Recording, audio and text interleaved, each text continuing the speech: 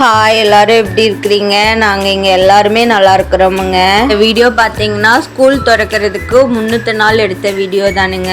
எங்கள் வீட்டு குட்டி அம்மனிக்கு நான் எந்த மாதிரி ஸ்நாக்ஸ் கொடுக்குறேன், ஸ்கூலுக்கு முன்னாடி நாள் எந்த மாதிரி ப்ரிப்பேர் பண்ணி வைக்கிறேங்கிறது தான் உங்ககிட்ட ஷேர் பண்ணியிருக்கிறேனுங்க. எங்கள் அம்மனி இப்போ தான் எல்கேஜி போகிறா அப்படிங்க. எப்பயுமே நம்ம வீட்டு மெனுவில் ஸ்நாக்ஸ் சார்ட்டும் இருக்குங்க. இப்போ எக்ஸ்ட்ரா சார்ட்டும் போட்டாச்சு. ஸ்கூலுக்கு பிஃபோர் டே நான் என்னெல்லாம் அவளுக்கு ஸ்நாக்ஸ் செஞ்சு கொடுத்தேங்கிற வீடியோ தான் உங்ககிட்ட இப்போ ஷேர் பண்ணியிருக்கிறேனுங்க. வீட்டில் என்னெல்லாம் இருந்துச்சோ அதை வச்சு தான் கொஞ்சம் செஞ்சு கொடுத்துட்டு இருந்தேனுங்க.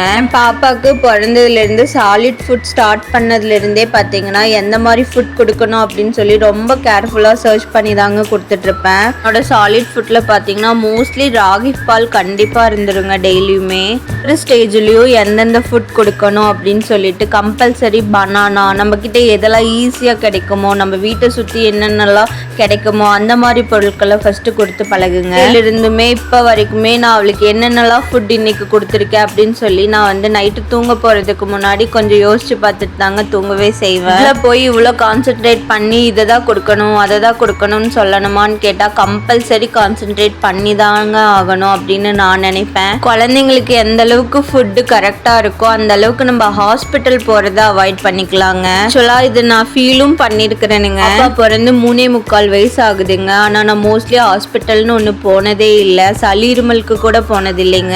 2 months பிஃபோர் நான் ஒரு பெரிய இஷ்யூவை ஃபேஸ் பண்ணனுங்க. எல்லாம் விளையாண்டுட்டு இருந்தா பொத்து பொத்துன்னு வயிற்ற பிடிச்சிட்டு விழுக ஆரம்பிச்சுட்டாளுங்க. இவ்வளோ வருஷத்துல இதுதான் ஃபர்ஸ்ட் டைம் இந்த மாதிரி வயிறு வலிக்குதுன்னு சொன்னதே. எனக்கு ஒரு ஆக்சிடென்ட்னால ஒரு 3 months நடக்கவே முடியாம பெட் ரெஸ்ட்ல இருந்தேனுங்க. ஃபுட் கரெக்டா இன்டேக் எடுத்துக்காம, சரியா ஃப்ரூட்ஸ் எல்லாம் எடுத்துக்காம இந்த மாதிரி அவளுக்கு ஒரு இஷ்யூ ஆயிடுச்சு. நீங்க வீட்டுல குழந்தைங்க இருக்காங்கன்னா கண்டிப்பா என்னென்னலாம் டெய்லி சாப்பிட்றாங்கிறத நைட் ஒரு டைம் ஒரு கிளான்ஸ் செக் பண்ணுங்க. நீங்களும் ஒரு பேரண்டா இருக்கிறப்போ ரொம்ப காஸ்ட்லியா இருக்க ஃப்ரூட்ஸ் அந்த மாதிரி தான் வாங்கி கொடுக்கணும்னு அவசியம் கிடையாதுங்க. நம்ம கிட்ட என்ன இருக்கோ டெய்லி ஒரு பனானா கொடுக்கலாம். பிஸ்கெட்ஸ், ஸ்நாக்ஸ், இந்த முறுக்கு, மிக்சர் அதெல்லாம் சாப்பிட்றதுக்கு பதிலாக ஈவினிங் ஆச்சுன்னா சுண்டல் அந்த மாதிரியெல்லாம் செஞ்சு கொடுக்கலாங்க. கம்பல்சரி மார்னிங் ஒரு டம்ளர் மில்க் கொடுத்துருவேனுங்க.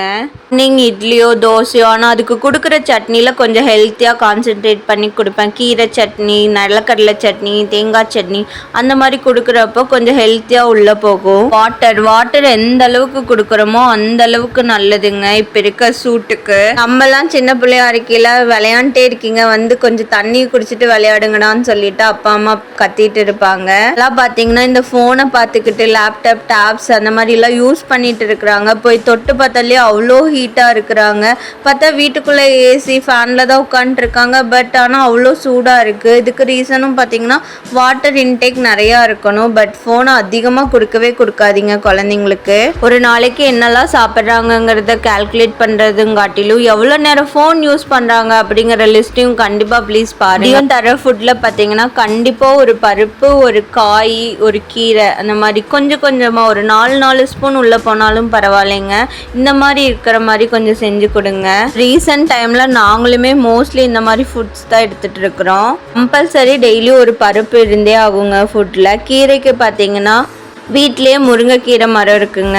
எனக்கு டைமும் இல்லை, குழந்தைக்கு கீரை ஸ்மெல்லும் தெரியக்கூடாது அப்படின்னு நினச்சிங்கன்னா 2 கொத்து கீரைக்குள்ளே ஒரு முட்டையை உடச்சி ஊற்றி அந்த மாதிரி பொடி மாஸ் மாதிரி செஞ்சு கொடுத்து பாருங்க. ஈஸியாக சாப்பிட்டுப்பாங்க. சாப்பிட மாட்டேறாங்க அப்படின்னா அது கூட ஒரு டேபிள் ஸ்பூன் நெய் இல்லைன்னா தேங்காய் எண்ணெய் விட்டு கொடுத்து பாருங்க. அந்த ஸ்மெல்லும் தெரியாத அந்த தேங்காய் எண்ணெய் ஸ்மெல்லுக்கு நல்லாவும் சாப்பிட்டுப்பாங்க. மோஸ்ட்லி குழந்தைங்களா அவங்களே சாப்பிட்ற மாதிரி பழக்கி விடுங்க. ஒரு குழந்தைங்க இந்த ஃபோனை பார்த்துட்டு 1 hour சாப்பிடுதுங்க ஒரு வேலைக்கு. இந்த பழக்கத்தை மட்டும் கொண்டு வந்துடாதீங்க. அதிகமா இந்த தானிய வகைகளை வந்து குழந்தைங்களுக்கு கொடுக்குற மாதிரி பார்த்துக்கோங்க. இந்தந்த மாதிரி என்னோட 3.25 வயசு பாப்பாவுக்கு கொடுத்துட்டு இருக்கேன் தானிய வகைகள்னு பார்த்தா ராகி மாவில் அடை செய்வேன், ராகி மாவு லட்டு செய்வேன். அந்த ரெசிபி தான் உங்ககிட்ட இப்போ ஷேர் பண்ணியிருக்கிறேனுங்க. பாருங்கள். கம்பில் கம்பல்சரி மாவாட்டி வச்சு கம்பு தோசை, தேங்காய் சட்னி வச்சு காம்பினேஷன் ஊட்டுவேனுங்க. வரகு, குதிரைவாளி அரிசி அதிலெல்லாம் பார்த்தீங்கன்னா கம்பல்சரி பொங்கல் நெய் விட்டு செஞ்சு கொடுத்துடணுங்க நைட் டைமில். பாதாம், பிஸ்தா அந்த மாதிரி கொடுக்க முடியாட்டி கூட நிலக்கடலை நம்ம ப்ரைஸ் வைஸும் கொஞ்சம் அதை கம்பேர் பண்ணல கம்மியாகவும் இருக்குங்க. அதை அடிக்கடி சேர்த்திக்கோங்க. முடிஞ்ச அளவுக்கு டெய்லி ஒவ்வொரு முட்டையும் ஆட் பண்ணிக்கிறது ரொம்பவே நல்லதுங்க. நான் சின்ன பிள்ளையா இருக்கையில் கம்பல்சரி எங்கள் வீட்டில் மாடு இருக்குங்க. பால், தயிர் எந்நேரமும் இருந்துகிட்டே தான் இருக்கும். இப்படியெல்லாம் பார்த்து பார்த்து யாருங்க அப்போல்லாம் ஃபுட்டு கொடுத்தா அவங்களுக்கு வேலை செய்கிறதுக்கே டைம் சரியாக போயிடுங்க. அதுக்காக ஹெல்த்தியாக எதுவும் கொடுக்க மாட்டாங்கன்னு சொல்ல முடியாதுங்க. அப்போல்லாம் டெய்லி கம்பல்சரி கீரை பருப்பு அதெல்லாம் ஆட் பண்ணிகிட்டே தான் இருப்பாங்க. மருந்து அதிகமாக போடாத காய்கறிகளும் ஈஸியாக அவங்களுக்கெல்லாம் கிடைக்கும். அந்தந்த சீசனுக்கு என்னெல்லாம் ஃப்ரூட்ஸ் வித்துட்டு போகிறாங்களோ அதெல்லாம் கண்டிப்பாக நம்ம வீட்டில் வாங்கி கொடுத்துருவாங்க. அப்போல்லாம் ஃபோனுன்னு ஒன்று இல்லவே இல்லைங்க. விளையாடுறதுக்கு நிறைய சான்சஸ் இருக்கும். எந்த அளவுக்கு விளையாடுறோமோ அந்த அளவுக்கு பசியும் எடுக்கும். ஃபோனை காட்டிட்டு வீட்டுக்குள்ளேயே வச்சுக்கிறோம். ஃபோனை கூட சாப்பிட்றேன்னு சொல்றாங்க. இப்படி பசியாகும், சாப்பிட தோணும் மறுபடியும். வீட்லயும் இருக்க குழந்தைங்களுக்கு நீங்க எந்த மாதிரி ஃபுட்ஸ் எல்லாம் கொடுப்பீங்க அப்படின்னு சொல்லி எனக்கு கமெண்ட் பண்ணுங்க, நானும் தெரிஞ்சுக்கிறேன். மோஸ்ட்லி கடைக்கு போறதே விட்டாச்சுங்க. இந்த மாதிரி வீட்டுல என்னெல்லாம் ஈஸியா செய்ய முடியுமோ அதெல்லாம் செஞ்சு கொடுத்துட்டு இருக்கோம். வீட்டாமணி ஒரு நேரம் சாப்பிடாட்டி ஐயோ சாப்பிட மாட்டேறா நான் ரொம்பவே ஃபீல் பண்ணிட்டு இருப்பேன். நீங்களும் அப்படியான்னு சொல்லி கீழே கமெண்ட் பண்ணுங்க. பிடிக்காது அது பிடிக்காதுன்னு மட்டும் சொல்ற மாதிரி வச்சிடாதீங்க. எல்லா ஃபுட்ஸுமே கொடுத்து பழக்கிடுங்க. கைண்ட்லி ரெக்வஸ்ட்டுங்க, மோஸ்ட்லி இந்த ஐஸ்கிரீம்ஸ் சாக்லேட்ஸ் இதெல்லாம் வந்து ஜங்க் ஃபுட்ஸ் எல்லாத்தையுமே அவாய்ட் பண்ணி விட்டுருங்க. நானுமே அதுக்கு தான் ட்ரை பண்ணிட்டு இருக்கேங்க. ஜங்க் ஃபுட்ஸ் ஐஸ்கிரீம்ஸ் வேண்டாம்னு சொன்னா நம்ம எனிமி ஆயிடும் அவங்களுக்கு. நீங்க எப்பயுமே இதை சாப்பிட்டு ஹெல்த்தி அப்படின்னு சொன்னா அவங்களுக்கு எதுவுமே புரியாதுங்க.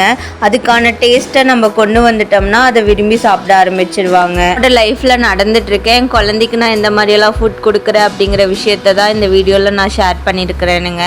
என் பாப்பா நீ ஸ்கூல் போக ஸ்டார்ட் பண்ணிட்டாளுங்க. அவளுக்கு டெய்லி நான் கொடுக்குற ஸ்நாக்ஸ் ரெசிபிஸ் என்னோட டெய்லி ஆக்டிவிட்டீஸ் எல்லாமே இந்த சேனலில் வரும். உங்களுக்கு இந்த வீடியோ பிடிச்சிருந்துச்சுன்னா என் வீடியோவை சப்ஸ்கிரைப் பண்ணிக்கோங்க, லைக்கும் போட்டுருங்க. தேங்க்யூ.